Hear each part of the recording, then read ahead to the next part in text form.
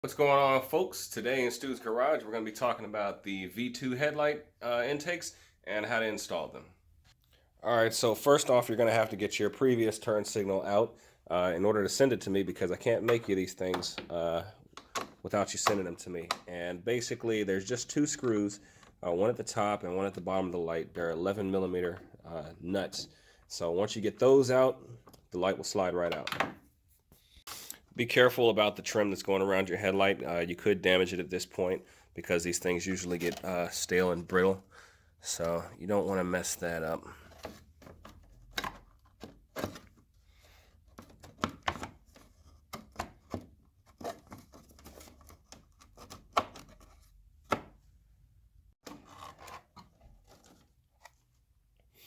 All right, and as you can see, I've already got my V1s installed. I've got the only set of V1s. But anyways, my wiring is a little bit different, but that's not going to make a big deal for this install. So with the headlight removed, you're going to want to go ahead and grab your connector. And like I said, since I have the V1s, I've already clipped my connector off. You don't necessarily have to do that, but that's the easiest way to get this done.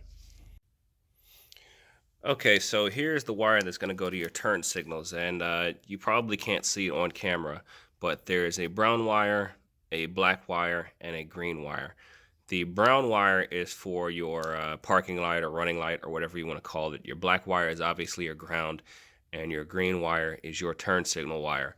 So if you don't want to cut your connectors off, you can splice into these wires. You can jam the wire into the connector, however you want to connect it. But these are the wires you're going to be wanting connecting to. If you're really fancy, you're going to add spade connectors like I'm about to do. So I'll go ahead and show you that. Okay, here we are with our spade connectors on. I am still only running 2 spade connectors because my version of these lights doesn't have the turn signal, so I'm not going to connect that at this time, but you will actually need to connect this wire. The next thing that you're going to do is you're going to match your black wire to black, your red wire will go to brown, and your yellow wire will go to green. And now that everything's wired up, pretty much all you got to do is go ahead and give it a fire.